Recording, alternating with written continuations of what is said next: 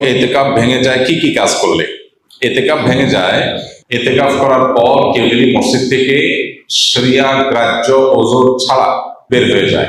এতেকাফ করতে আসছেন, এতেকাফ করতে আসার পরে আপনি বাহিরে চলে গেছেন, একটু মার্কেটিং করা দরকার ঈদ সামনে, তাহলে আপনার এতেকাফ ভেঙে যাবে। শরিয়া গ্রাহ্য ওযর কি? আপনি ওয়াশরুমে যাওয়া লাগছে, এই জন্য আপনি যেতে পারেন।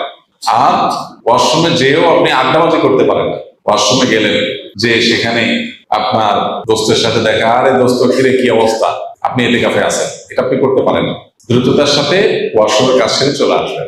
এর বাইরে মসজিদে যাওয়ার আমাদের নেসেসারি একেবারে খুব না হলে নয় এরকম আমাদের ইম্পর্টেন্ট নিড বা প্রয়োজন আর কি আছে? খাওয়া দাওয়া আছে। খাওয়া দাওয়া আজকের যুগে বিশেষ করে এমন জায়গা খুব কম আছে যেখানে খাবার মসজিদে দিয়ে যাওয়ার মতো ব্যবস্থা একেবারে নাই।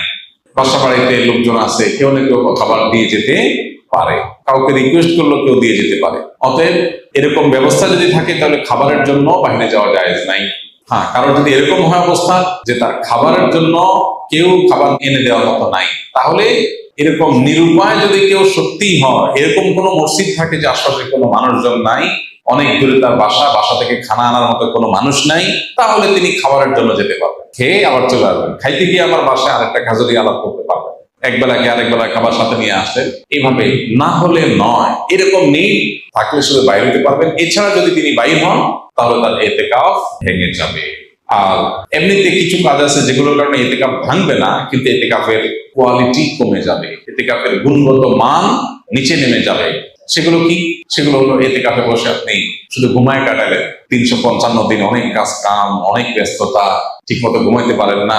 এই 10 দিন সুযোগ পাইছেন যে আলহামদুলিল্লাহ ডিস্টার্ব করার কেউ নাই, বাচ্চা নাই, বউ নাই, কেউ নাই, ঝামেলা নাই, ক্লায়েন্ট নাই, একটু মন মতো ঘুমাইলাম, তাহলে এতেকাফটা অর্থহীন হবে, এতেকাফটা ঘুমের জন্য না।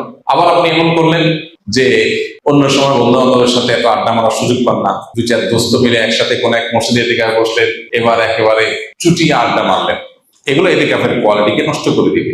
আর যদি আপনি ভারসাম্যের সাথে একান্ত প্রয়োজনীয় আলাপ করলেন আর বাকি সময় হয়তো মগ্ন থাকলেন, সেটা অর্থ এতেকাফ হবে। আল্লাহ আমাদেরকে ভালো করে এতেকাফ করার তৌফিক নসিব করুন।